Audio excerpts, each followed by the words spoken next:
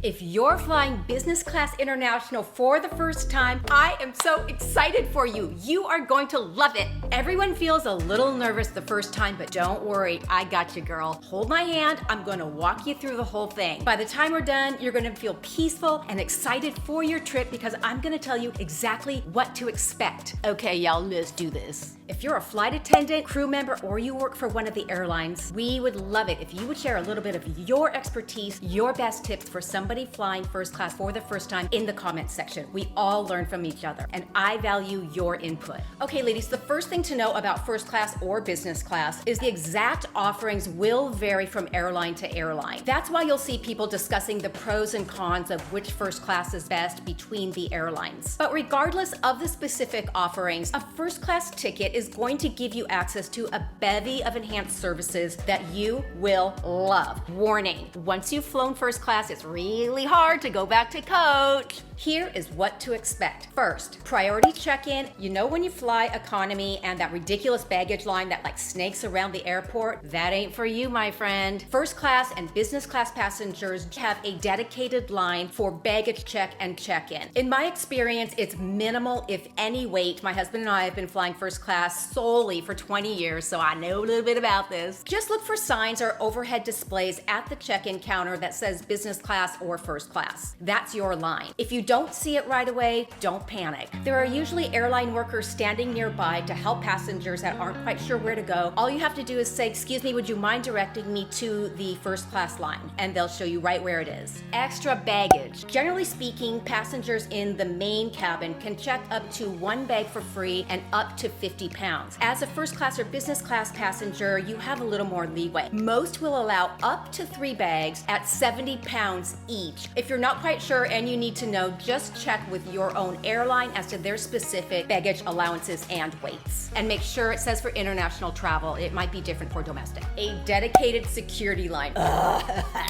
Perfect. I would say 97% of the time there is a dedicated first class, business class security line. This is awesome because you're not standing in that long ass line. You're going right to the front. Simply look for signage near the roped area around security. It should say business and first class passengers. Again, if you don't see it right away, don't panic. There are always airport workers around. Simply ask, where is the first class line? They're usually super kind, super nice, and helpful. They will show you exactly where it is. Access to airport lounges. Love.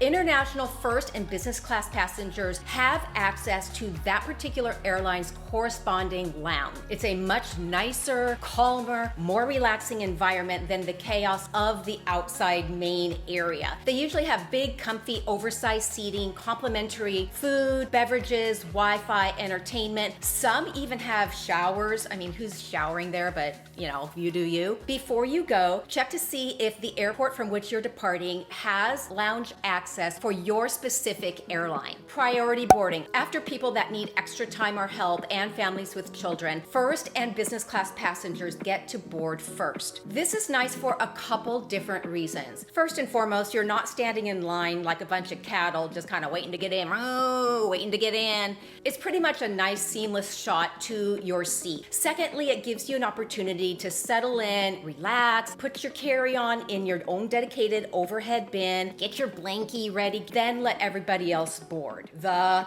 seats and the service. The seats in first and business international are always, without exception, bigger, roomier, and more comfy than coach. Always. Side note, you may notice that a lot of seasoned first class flyers will nitpick and compare which airline has the best, most luxurious, most amazing first and business class service. Myself included, for sure. That's because they can vary greatly from airline to airline. But if you've only flown coach, honestly, you're just gonna flip in love not being in coach and in having all of the extra space, the extra service, the better food, the calmer environment. Worry about the other nitpicky stuff later on. You'll have dedicated in-flight entertainment with a bevy of movies, shows, news, sitcoms that you can sit there and binge watch for hours. I usually like to settle in with my blankie, my fuzzy socks, and just get to town. More personalized service. The first and business class cabins always have a dedicated flight crew. Often these professionals are trained to provide you with a more personalized level of service. Ladies, it's really, really important to remember, flight attendants are trained professionals. In the event that there's any kind of emergency, these hardworking men and women are trained to get you off the plane safely. Now, in the interim, of course, they're going to be serving you food, catering to your needs, but please be kind, please be respectful. If you're rude and the plane goes down, guess who's getting off of the slide last?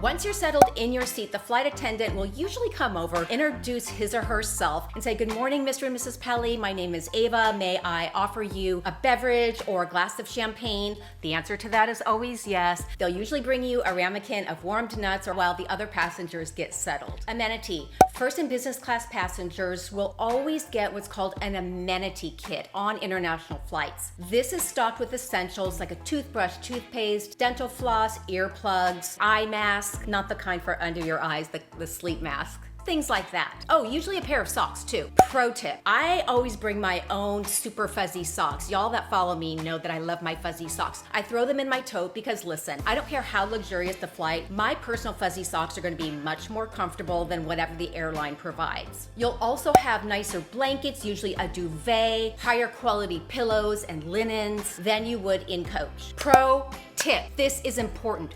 Before you book your trip, note what airline you're looking at and note the model of plane for the trip that you are considering. Put that in Google to see the layout of the first and business class cabins. Oliver and I made the mistake one time of not doing that. You guys, it was flipping the worst. It was Delta and we were flying San Diego to Heathrow. We were going to London. It was like $15,000 round trip for these flipping tickets. I'm still angry about it. Our first class tickets were eight seats in the middle. You're pretty much sitting there sleeping next to the guy who I didn't know, and the seats were not lay flat. You want lay flat seats, not 80%, lay flat. That's important because if you're going on a 12, 15, 18-hour flight and you're kind of like sleeping like this, it's not very restful. Also, you want to check the length if you're tall. I'm 5'2", it doesn't matter. Anything will be fine for me. My husband is 6'3", he's a big guy. Be sure to check that.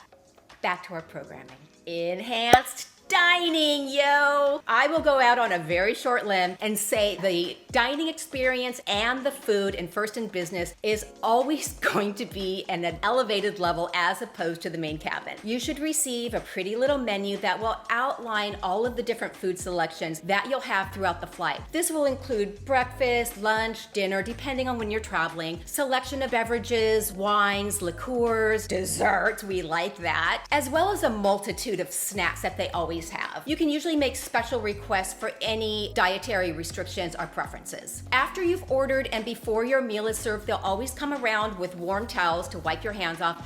Don't wipe your face off with the towel. Oliver tried to do that one time and I grabbed it from his hand as he was putting it towards his face. The lady next to us started cracking up. Don't do that. It's just for your hands. Fold it nicely and put it down next to your tray. They will come and pick it up. Before your meal is served, they'll put down a pretty little white linen place setting, usually legit china and legit stemware. Of course, you have a dedicated restroom, which because first and business are smaller cabins, is kind of nice because you're not fighting for the restroom. Side note, how do I say this? Well, I don't care, I'm just gonna say it. If you're sitting in coach, do not go to the first or business class cabin restroom. And if you're in first, do not go into coach and use their restroom either. It works both ways. It's not discriminatory. Anybody that buys a ticket for a particular cabin has the right to use that restroom. It's just rude and don't be that person. At your destination, of course, you'll be first off the plane. Also, you should be one of the first to get your luggage. If you really want to up the ante, we usually hire a driver on the other side to meet us. Here's why you love that. One, you're coming down in a baggage check and they stand there with a sign with your name on it. You've probably seen this a million times. They will go over and handle all of the bags for you, especially after a long flight. Do you really want to be muscling through everybody and yanking a big 100-pound piece of luggage off that ridiculous carousel, which is really poorly constructed? I'm an enabler. Okay, y'all, that was a general overview of what to expect when you're flying first and business class. If you have any questions, if you have any additional input, please share below. We all learn from each other. And until a couple days from now, I'll see y'all soon, and safe, happy travels.